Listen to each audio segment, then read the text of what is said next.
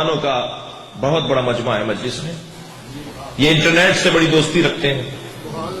Internet پہ ایک site کو جا کے تلاش کریں, نام میں بتا رہا ہوں, www.reborn اہل بیت, اہل بیت کے نئے بچے, اہل بیت کے نئے چاہنے والے, اہل بیت کے نئے پرستار. 500 ان غیر مسلموں نے جنہوں نے شیعت کو اختیار کیا ہے اپنے احساسات اس سائٹ پر ڈالے. توجہ ہے, 500 ان غیر مسلموں نے جو شیعہ ہوئے ہیں انہوں نے اپنے احساسات اور اپنے جذبات اور سبب لکھا ہے کہ ہم شیعہ کیوں ہوئے. تھک تو نہیں رہے اب. ان میں سے ایک کا میں نقل کر دیتا ہوں, ایک کے احساسات کو میں نقل کر دیتا ہوں. اور یہ نقل کرنے سے پہلے مجلس میں موجود اپنے دیوبندی بھائیوں سے اور بریلویوں بھائیوں سے گزارش کر رہا ہوں کہ میری اس بات کو تذکر اور لمحہ فکریہ اور ہوشیاری کا اور سمجھداری کا سبب سمجھیں. فرقہ واریت کی بات تو ہمارے مزاج میں ہی نہیں ہے. ہم فرقہ واریت والے لوگ ہی نہیں ہیں. ہم رونے والے لوگ ہیں, رلانے والے لوگ نہیں ہیں. جو نہیں کر رہے آپ حضرات, ہماری تو پوری قوم رونے کی مشق کرتی ہے. ہم تو رونے کی مشق کرنے والے لوگ ہیں. ہم کسی کو تنگ کرنے والے لوگ نہیں ہیں. جی, یہ جو بات کرنے جا رہا ہوں یہ میں فرقہ واریت کی بات نہیں کر رہا, لمحہ فکریہ ہے ہمارے دوستوں کے لیے. جی, وہ کہتا ہے کہ میں اپنے مذہب میں, مسیحیت میں اپنے عقائد, اپنے سوالات کی تشفی نہیں پا رہا تھا, تو میرے ایک مسلمان دوست نے کہا کہ تم مسلمان ہو جاؤ تو ہمارا عالم دین تمہارے سوالات کے جواب دے دے گا. تو وہ میرا دوست جو تھا وہ مسلمان تھا اور دیوبندی تھا. اس نے مجھے مسلمان کیا اور دیوبندی کیا. مجھے نہیں پتا تھا کہ دیوبندی کیا ہے, بریلوی کیا ہے.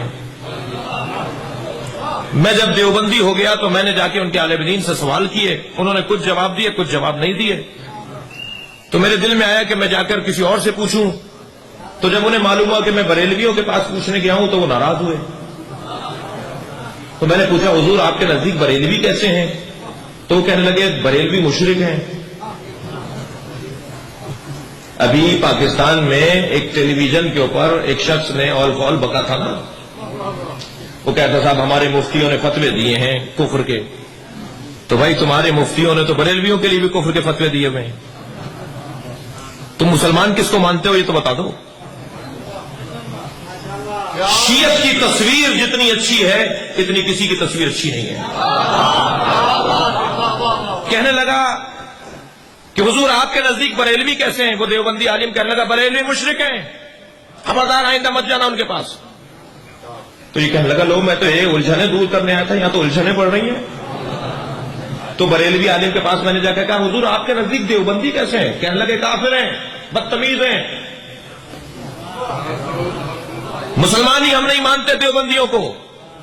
کہنے لگا میں سلفیوں کے پاس چلا گیا, انہوں نے دونوں کو کہہ دیا کافر ہیں. تو میرے ایک غیر مسلم دوست نے کہا کہ ایسے جاؤ گے, ایک سینٹر ہے, یہ بات ہے مغربی دنیا کی, ایسے جاؤ گے ایک سینٹر ہے, ایک مسجد ہے, ایک امام بارگاہ ہے, وہاں بھی چلے جاؤ, وہ بھی مسلمان کہتے ہیں اپنے آپ کو. تو کہنے لگا میں شیعوں کے یہاں چلا گیا. تو میں نے دیکھا کہ وہ اپنے سینٹر میں نماز پڑھ رہے تھے, مگر ان کے نماز پڑھنے کا انداز دوسروں سے کچھ مختلف تھا. وہ ہاتھ کھول کے نماز پڑھ رہے تھے. انہوں نے ایک مٹی کا ڈھیلا اپنے سامنے رکھا ہوا تھا, وہ سر کپڑے پر نہیں رکھ رہے تھے. وہ سجدے کی کیفیت میں اپنے سر کو خاک پر رکھ رہے تھے. میں ہاتھ باندھ کر ان کے برابر میں انہی کی صف میں کھڑا ہو گیا. تو نہ صرف انہوں نے مجھے صف سے نہیں نکالا بلکہ نماز کے بعد مجھے چائے بھی پلائی, مجھے گلے بھی لگایا, مجھ سے پیار بھی کیا, اور مجھے ایسا لگنے لگا جیسے میں ان کے کوئی خصوصی مہمان آ گیا ہوں. تو کہنے لگے آپ غیر شیعہ ہیں مگر ہماری مسجد میں آئے ہمیں اچھا لگ رہا ہے. تو میں نے ان کے عالم دین سے بڑھ کے پوچھا کہ آپ کے نزدیک دیوبندی کیسے ہیں؟ تو انہوں نے کہا وہ ہمارے بھائی ہیں. توجہ کر لیا حضرات ہے, شیعت کی تصویر کیسی ہے. کہنے لگے میں نے اس سے پوچھا کہ آپ کے نزدیک بریلوی کیسے ہیں؟ کہنے لگے وہ ہمارے عزیز ہیں, ہمارے بھائی ہیں. تو مسلمانوں کے جتنے فرقے تھے ان کے بارے میں جب میں پوچھتا رہا تو شیعہ عالم دین ان کو کہتا رہا وہ مسلمان ہیں, وہ ہمارے بھائی ہیں. تو مجھے وہیں سے اندازہ ہو گیا جو دوسروں کو گلے لگاتا ہو وہی سچا ہوتا ہے.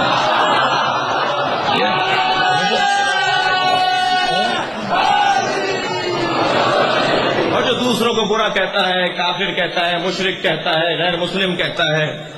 کہنے لگا پھر میں نے اس مذہب پر غور کرنا شروع کیا تو معلوم یہ ہوا کہ میرے سوالات کے جواب تو یہاں مل رہے ہیں. میری روح کو تسکین ملت جعفریہ میں ہو رہی ہے. تو پھر میں نے ملت جعفریہ کا انتخاب کر لیا. تو عزیزان گرامی، میں لمحے فکریہ دے رہا ہوں پاکستان ہی میں نہیں پوری دنیا میں جو آپ کو برداشت اور تحمل مزاجی نصیب ہوئی ہے، آپ کو جو تحمل مزاجی نصیب ہوئی ہے وہ امام حسین پہ رونے کی وجہ سے ہوئی ہے، وہ امام حسین کی عزاداری کی وجہ سے ہوئی.